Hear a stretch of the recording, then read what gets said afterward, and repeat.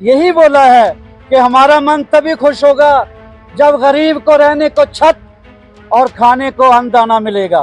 तो उन्होंने बेटियों का, गरीबों का इतना फिक्र किया, किसानों का। मोदी जी के कार्यकारिणी को लेकर बीजेपी ने 9 साल बेमिसाल का रिपोर्ट दायर की जनता के सामने। वहीं आपको बता दें कि क्षेत्रीय सांसद सभी अपने अपने इलाके में लगातार मीडिया से बातचीत करते हुए कह रहे हैं कि बीजेपी जिस तरीके से 9 साल के अंदर जो उसने काम किया है उससे जनता काफी खुश है। वहीं उत्तरी पश्चिमी जिले के सांसद हंसराज हंस, कानून एवं न्याय मंत्री भारत सरकार के श्री अर्जुन राम मेघवाल जी भी उपस्थित रहे और उत्तरी पश्चिम जिले के अध्यक्ष बजरंग शुक्ला भी यही बोला है कि हमारा मन तभी खुश होगा जब गरीब को रहने को छत और खाने को अन्नदाना मिलेगा। तो उन्होंने बेटियों का, गरीबों का इतना फिक्र किया, किसानों का। बाकी बातें मंत्री जी बोलेंगे।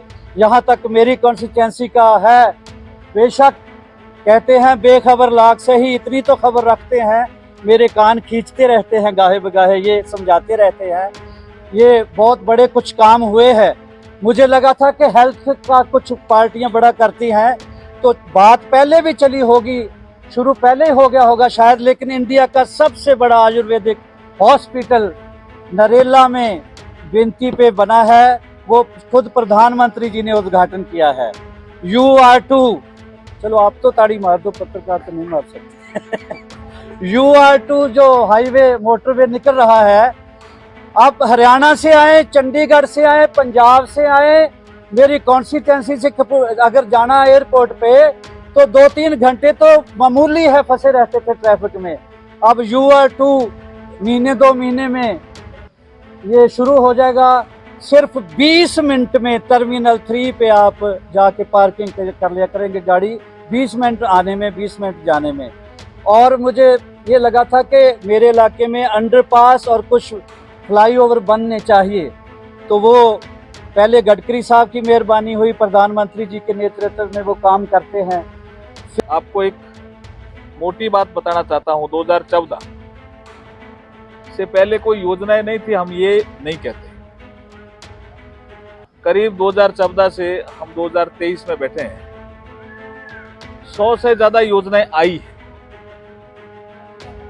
लेकिन योजनाओं का स्केल बदला और स्पीड बदली। मैं फिर रिपीट कर रहा हूं, योजनाओं का स्केल बदला, स्पीड बदली, टेक्नोलॉजिकल इंटरवेंशन इसमें शुरू किया।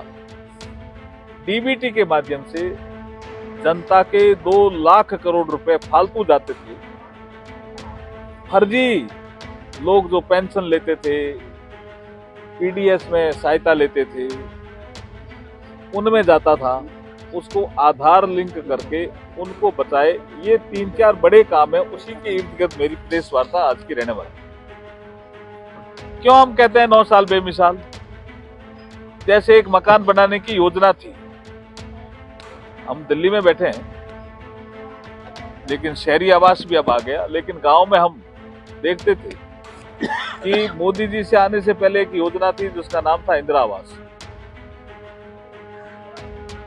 एक ग्राम पंचायत में 2 या 3 टारगेट करने के लिए बीजेपी सांसद हंसराज हंस जी, सर किस तरीके से 9 साल बेमिसाल आज बीजेपी में रही है? आप सिर्फ इतना ही देख लो कि अगर उन्होंने काम ना किया होता तो पूरी दुनिया में उनको गुरु का दर्जा न मिलता। हमारे प्रिय प्रधानमंत्री जी माननीय नरेंद्र भाई मोदी साहब को, उनके नेतृत्व में इंडिया डे बाय डे तरक्की कर रहा है, इंटरनेशनल लेवल पर फेम हो रहा है। हमारे प्रधानमंत्री से लेके आम नागरिक की इज्जत होनी शुरू हो गई है। दुनिया की सबसे बड़ी ताकतें अब भारत से जुड़ना चाहती है। उसका इसकी बहुत सारी दलीलें दूं, एक ही दलील देख लो कि वो लोग हमें पहले कैसे डील करते थे तो आजकल कैसे डील करते हैं। इसकी वजह सिर्फ ये है कि यहाँ काम हो रहा है। पूरी दुनिया को पता है कि भारत से जुड़ेंगे तो घाटे में नहीं रहेंगे। केजरीवाल का एक बयान आया था कि प्रशासन, पुलिस प्रशासन जो हमें दे दिए थे। हाँ जी, उनको बोलो ले लो पुलिस प्रशासन, जितना मिला हुआ पहले वो तो काम कर लो। जाके हाल तो देखो, शहर जो कुछ गांव है, कुछ ऐसे कस्बे हैं, लगता ही नहीं ये दिल्ली का हिस्सा है। वहाँ डेवलपमेंट करो पहले, पुलिस भी उनकी ही है।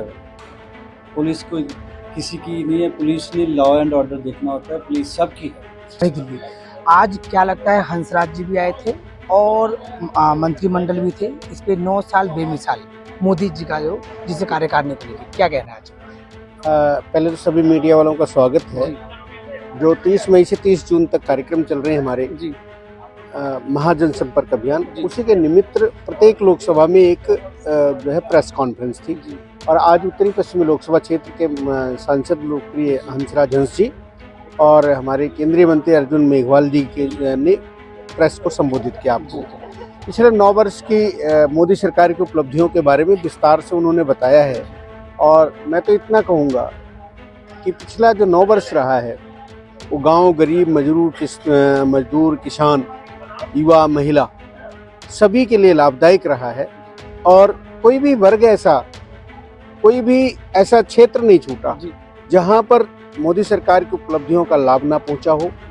और ये विकास का रथ जिस सर पर तेजी से दौड़ रहा है, ये आगे 2024 में भी ये दौड़ते रहना चाहिए। तो जो भी आपके व्यूअर्स हैं, सुन रहे हैं, मैं उनसे भी अनुरोध करूंगा कि इस गति को और बढ़ाने के लिए एक बार 2024 में फिर से मोदी सरकार आनी चाहिए। लेकिन आज जो जितने भी विपक्ष हैं गठबंधन करके बहुत सारी चीज हम बात कर रहे हैं मोदी जी के बारे में, उस पर क्या कहना है? वो गठबंधन नहीं, ठगबंधन है। अच्छा, वो भ्रष्टाचार की पोटली है, उसमें सारे भ्रष्टाचारी हैं, उसमें एक दूसरे को गाली देने वाले लोग बैठे हुए हैं। अब उनके साथ दिक्कत ये हो रही है, उनको ये लग रहा है कि जब भ्रष्टाचार पर कार्रवाई हो रही है लगातार, तो उनको लगता है कि भाई चोर चोर मौसेरे भाई एक साथ हो जाओ, कहीं ऐसा ना हो मुझे जेल जाना पड़े।